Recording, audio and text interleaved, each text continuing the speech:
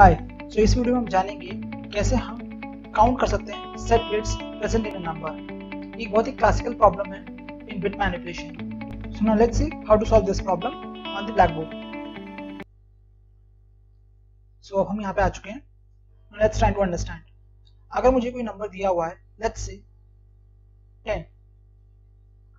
So if I have to write the tens binary number, it would be, so this is tens binary representation. अब अगर मुझे count करना है कि number of once present कितने हैं, so there are two ways. एक तरीका तो ये हो गया कि let me start from the MSB. So हम क्या कर सकते हैं, आइटरेट करेंगे over this binary representation from the MSB और हम एलएसबी की तरफ मूव करेंगे। व्हाइल ट्रैवर्सिंग हम क्या करेंगे, हमने पिछले वीडियो में देखा होगा कैसे हम एक बिट को चेक कर सकते हैं whether it is set or not, right, by just using the ampersand symbol. It's a bitwise and a 1, right? So अगर हमारा MSB है, let's say this is I which we are traversing, तो हमें बस क्या चेक करना है कि if I and 1, this will be true if the given number is 1, right? So इस कंडीशन का इस्तेमाल कर सकते हैं। If you want to know the condition in detail, आप मेरा previous वीडियो चेक कीजिए, वहां पे मैंने इसे अच्छे से एक्सप्लेन किया है कैसे ये टेक्निक काम करती है। How do we use this technique, this expression to figure it out कि नंबर सेट है कि नहीं है। और इस एक्सप्रेशन और हम ट्रैवर्स करेंगे throughout this binary representation, and जहां पे भी 1 होगा will just increment our counter value, right. So this is a very simple approach. But इस अप्रोच की प्रॉब्लम क्या है, I will not say it is a problem, I would say इसकी time complexity कितनी होगी, it would be log to the base 2n, right? So this is going to be theta of log to the base 2n. This is going to be the time complexity for this problems. क्यों? क्योंकि हमें पता है कि हर एक number जो कि n है, every n can be represented in a binary format of the length log to the base 2n, right? ये लेंथ जो होने वाली है ये log to the base 2n की होगी, right? और अगर हम बोल सकते हैं कि इसका size since the number of bits are constant for a given architecture, so this can be said as this is going to be the order of 32. अगर मेरा 32 bit system है, this is going to be theta of 32. या हम बोल सकते हैं constant time है, right? लेकिन क्या हम इसे और फर्दर रिड्यूस कर सकते हैं? हाँ, कर सकते हैं। तो यहीं पे हमारा जो अप्रोच है वो काम आने वाला है। Herein there is an optimization over this approach. So हम बोल सकते हैं कि इसे हम फर्दर ऑप्टिमाइज कर सकते हैं और वही हम जानेंगे। Because in the interview, if this question is asked where we need to count the number of ones, interviewer is more interested in knowing this optimized approach rather than this iterative approach. दो देखने में लग रहा होगा कि हाँ ये तो log to base 2n है, ठीक है, ये तो काफी ऑप्टिमाइज्ड, ये ऑलरेडी कितना एफिशिएंट अप्रोच है, but still there is an optimisation which is possible और इंटरव्यूअर उसी को जानने में ज्यादा इंटरेस्टेड हो रहा है। जो इंटरव्यूअर होते हैं वो इसी को जानने में ज्यादा इंटरेस्टेड होते हैं कि what is that optimized approach, whether you know it और not. So let's get to that. Basically this optimized approach comes from the fact that we need to make an observation. चल पहले वो observation समझते हैं, automatically आपको समझ में आ जाएगा कि हम करना क्या चाहते हैं। Let me take an example. चलिए 10 का इस्तेमाल करते हैं। So let me rewrite the binary number for this. Okay, 10 का ये हो गया। अच्छा, 9 का कैसा होगा? Well, यहाँ पे होगा ये 8 है, so this will be set, ये 0 होगा, ये 0 होगा, ये 1 होगा, right? और ये सब 0 हो जाएंगे, right? अब अगर आप एक चीज ऑब्जर्व करें, this is 10, this is 9, right? These are the two binary representation. अब अगर मैं इनका AND ले लूं, if I take the bitwise AND, so क्या होगा आंसर? Let's see that. 0 को 0 होगा, 0 0 0, ये सारे 0 हो गए, nothing, it's very trivial. अब 1 1 जब करेंगे तो आंसर 1 होगा और ये जो होगा ये सारे फिर से 0 हो जाएंगे।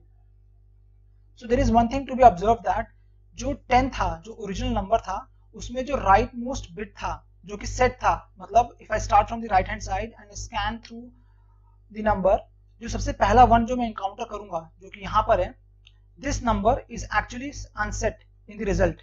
सो अगर हम बोले कि ये हमारा आंसर है, तो हमारे आंसर में ये वैल्यू 0 हो गई है, जो कि initially when it was set to 1, now it is set to become 0. So हो क्या रहा है basically? Let's take another example ताकि आपको ये चीज और evidently clearly समझ में आए। Let me take another example. Let's say I'm taking 16, right? So इसका binary representation कैसा होगा? So ये binary representation होगा 16 का, right? अब मैं 15 लेता हूँ, ठीक है? So 15 का कैसा binary representation होगा? ये होगा इसका binary representation of 15। Now let me take and operator again. अगर हम यहाँ करें अब तो हमें मिलेगा आंसर एज सारे जीरो हो जाएंगे। As you can see everything is zero. तो यहाँ पे ऑब्जर्व करने वाली बात ये है कि इस एंटायर 16 में this was the right most set bit. मतलब अगर हम राइट हैंड से शुरू करें और if you go towards the left hand side, so ये वन हमें सबसे पहले एनकाउंटर होगा and now this one is also becoming zero in the result. So ये this is the fundamental observation which we need to make.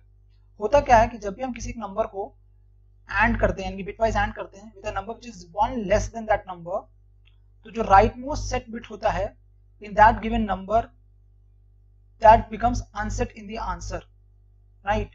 सो यही हो रहा है यहाँ पे। नाउ लेट्स से कि मैंने इस एग्जांपल को, लेट्स से हम इस एग्जांपल में वापस आते हैं।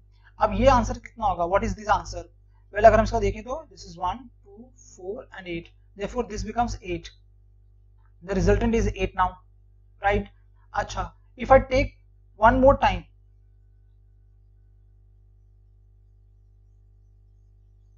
मैंने यहाँ पे अपने लिए कुछ रूम बना लिया है। लेट्स से कि मैंने अगर से वन मोर टाइम ऐसा एक ऑपरेशन परफॉर्म किया, so let me reduce this number again by one number, that is 7। 8 था तो let me make it a 7, right. 7 की बाइनरी रिप्रेजेंटेशन कैसी होती है? ये बाइनरी रिप्रेजेंटेशन हो गया 7 का। And let me take again bitwise and operation. अब क्या होगा? The answer will become entirely 0। So हो क्या रहा है, ये जो राइट मोस्ट सेट बिट था, now this is also becoming 0, right. So क्या हो रहा है, now you can see the progression where this is leading to. जो हमारा ओरिजिनल नंबर था उसमें जो राइट मोस्ट सेट बिट था वो फर्स्ट आइटरेशन में 0 हो गया। Now in the second iteration जो नेक्स्ट मोस्ट राइट से जो नेक्स्ट मोस्ट सेट बिट था वो भी 0 हो गया, which is here, which you can see here, right? So हो क्या रहा है, and this entire number turns out to become a 0. अब इसमें हम further कुछ कर नहीं सकते because the number itself has become 0, right? So now you can see one pattern कि जितने number of ones थे ये iteration उतनी बार चला, since there were 2 ones, so this iteration ran for 2 times, right? So यही idea है, this is the fundamental idea which we are talking about कि हम क्या करेंगे, instead of iterating over every bit, what we will do is we'll try to jump over the ones, ठीक है, from the right hand side we'll try to jump over the ones, और जितने ones होंगे ये iteration उतनी बार चलेगा। Now though this approach looks very simple और हमें लगेगा क्या optimization ये कर पा रहा है over the previous method, but to the fact ये है कि ये approach काफी optimized है because this approach only depends on the number of ones. Let's say मेरे पास नंबर 15 होता, अब हमें पता है कि 15 में सारे वंस होते हैं। The least nibble is जो लोअर निबल होती है, which is the 4 bits, जो लोअर निबल होती है, it is 4 bits, और आगे के सारे नंबर 0 होते हैं, राइट। अगर हम ट्रेडिशनल अप्रोच यूज करेंगे जहां पे हम MSB से शुरू करेंगे and then we'll traverse over all the bits, यहाँ पे क्या होगा, जो बिट्स होंगे, जो ट्रैवर्सिंग होगी वो थीटा ऑफ log n ही रहेगी, right. But if you use the approach, the optimised approach, तो यहाँ पे क्या होगा, this iteration will run only for 4 times because यहाँ पे सिर्फ 4 बिट्स ही सेट हैं। So as you can see this is much faster to terminate. So now let's see in code हम इसे कैसे इंप्लीमेंट करेंगे। सो हम यहाँ पे अपने कोड एडिटर में आ गए। Now let's see how do we implement this thing. Let's take a number as 10 because we have seen this example.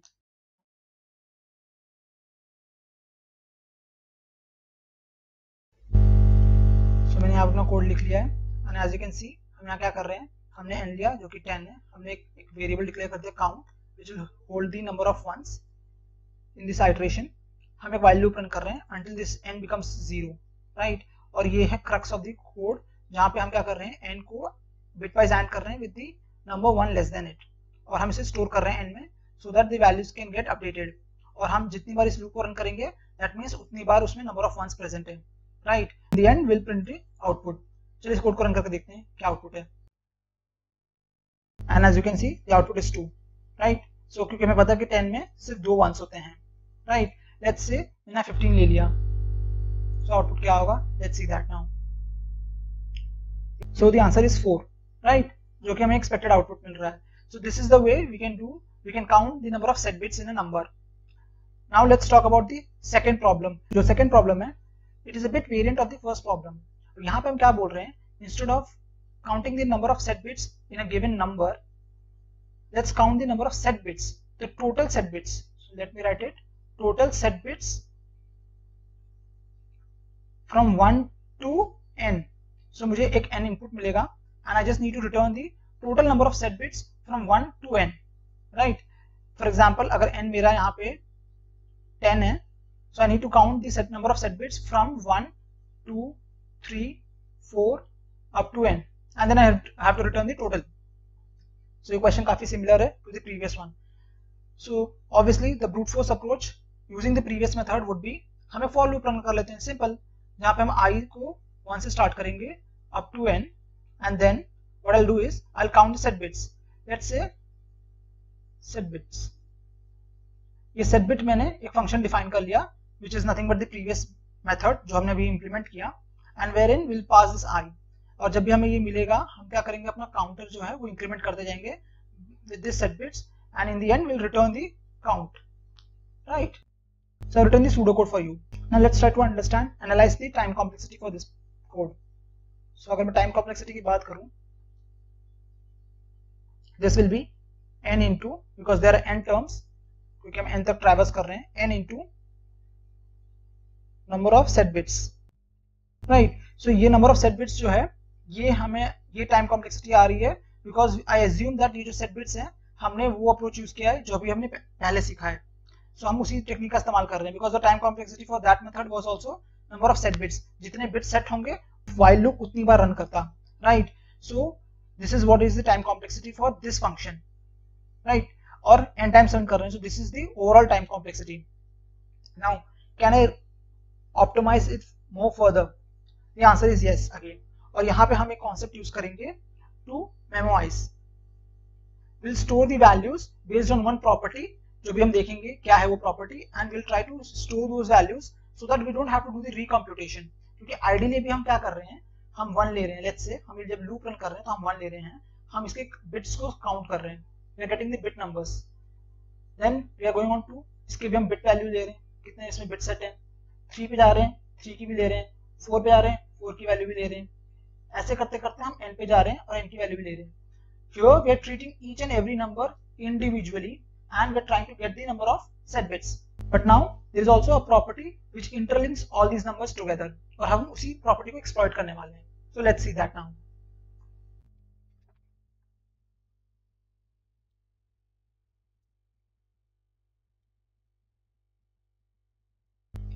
So let's say मैंने यहाँ पे एक टेबल ड्रॉ कर दिया है. अब ना before filling up this table let's try to understand the property. Let's say मेरे पास एक नंबर है 2.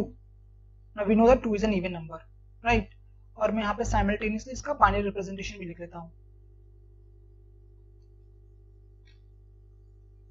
This is the 4-bit binary representation. Okay cool. अब मैं क्या कर रहा हूँ, हमें पता है इस बाइनरी रिप्रेजेंटेशन में the number of ones is 1.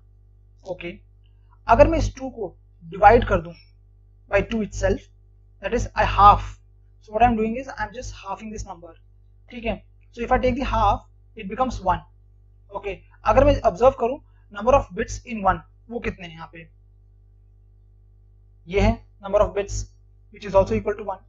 Okay, let's take another example. Let's see 4. 4 का बाइनरी रिप्रेजेंटेशन कैसा होगा? इस तरह से होगा. Okay, अगर मैं इसका हाफ लूं तो which is 2. अच्छा, 2 का बाइनरी रिप्रेजेंटेशन क्या होगा? 0 0 1 0, राइट? सो अब देखेंगे यहाँ पे जो नंबर ऑफ वंस है और यहाँ पे जो नंबर ऑफ वंस है वो दोनों सेम है, दोनों 1 1 है. यहाँ पे भी जो नंबर ऑफ वंस है और यहाँ पे भी जो नंबर ऑफ वंस है वो भी सेम है, जो कि अगेन 1 1 है. Okay, let's see another example.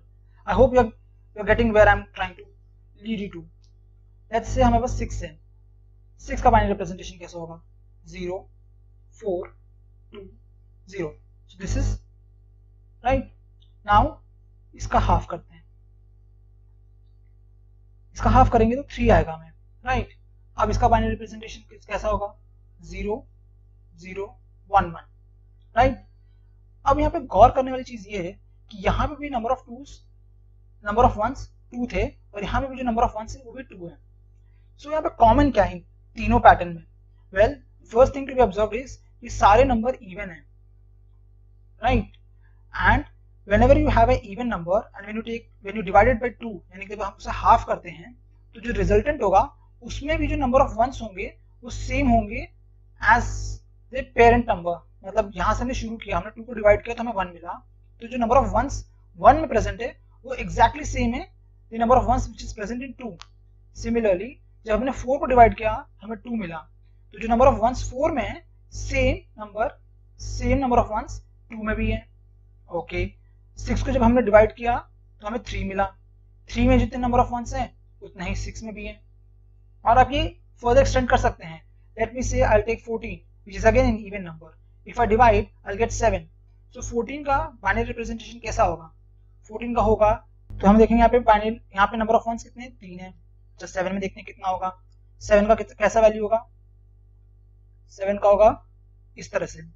आप यहाँ देखेंगे यहाँ पे भी जो नंबर ऑफ वंस है वो 3 है, यहाँ पे भी जो नंबर ऑफ वंस थे वो भी 3 थे। यानी कि अगर इवन नंबर है and if I divided by 2 then whatever result I get उसमें भी जो नंबर ऑफ वंस होंगे वो सेम होंगे। Alright, so this is something very important to be noted. अब हम बात करते हैं ऑड नंबर्स के लिए।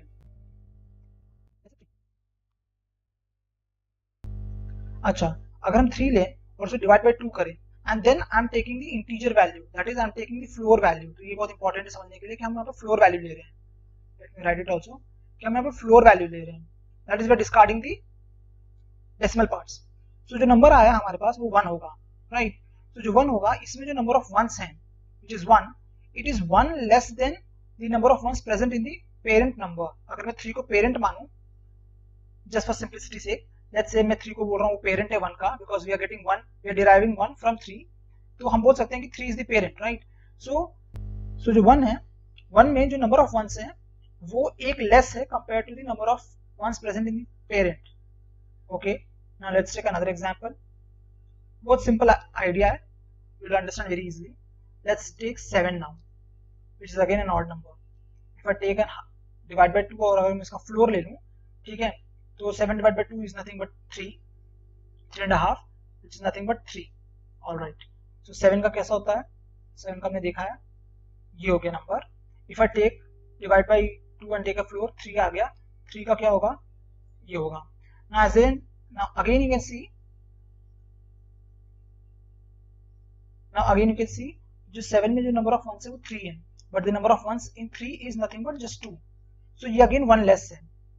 सो now let's come to the conclusion. So now using the same idea let's try to fill up this table. So we know that the number of ones in the 0th bit for the 0th number is always going to be 0। Alright, so this is going to be 0।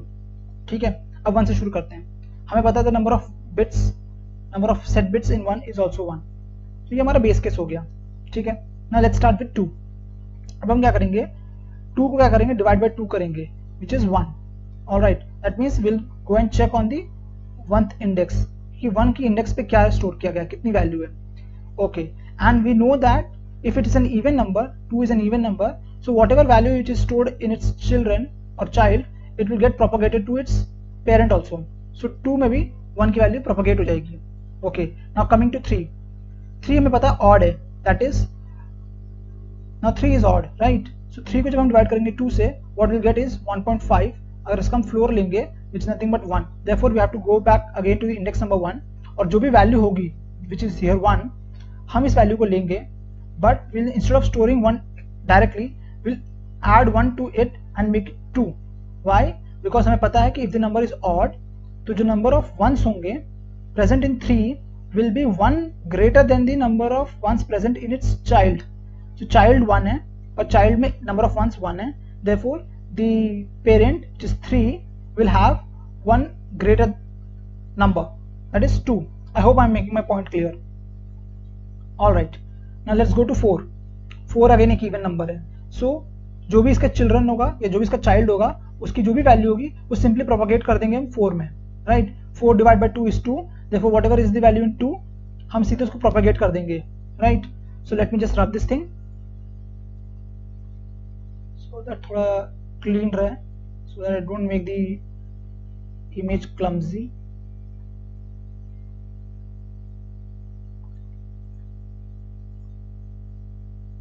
okay, so after clearing everything let's check for 4।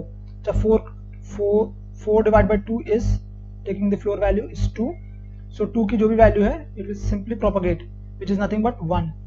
हमें पता कि 4 में number of once 1 ही होते हैं। अच्छा 5 की बात करते हैं अब। सो 5/2 फ्लोर वैल्यू फिर से लेंगे इसकी, 5 is 2.5 which is nothing but 2। सो जो भी 2 की वैल्यू है will just propagate and will add 1 to it because 5 is an odd number, therefore this is 2 and we know binary number 5 का 101 होता है। all right, 6 is going to be 3, so हम जो 3 की वैल्यू है उसको प्रोपेगेट कर देंगे which is nothing but 2। 7 will be 3 again, so 3 को हम इसमें 3 को हम क्या करेंगे, हम 3 की वैल्यू लेंगे और हम क्या करेंगे इसमें +1 करके ऐड कर देंगे which is nothing but 3। all right, 8 कैसे करेंगे, 8 जो है 4 की वैल्यू लेगा because this is the child, so 8 में भी 1 ही होगा, राइट। 9 डिवाइड बाई 2 का 4.5 आएगा विच इज अगेन 4, सो हम 4 की वैल्यू लेंगे एंड वी विल टेक 4 की वैल्यू +1 कर देंगे which is nothing but 2 and we know that 9 में 2 होगा, right, that is 8 + 1।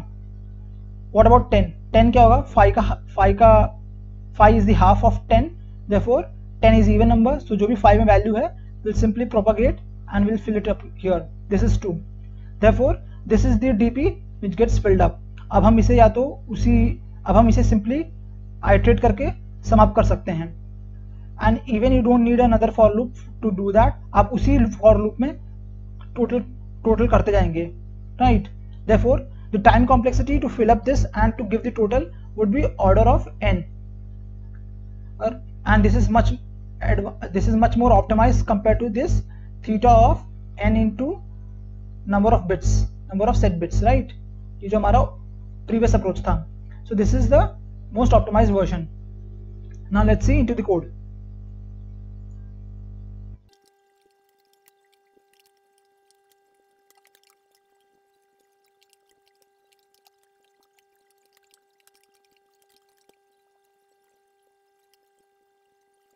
here I've completed the code.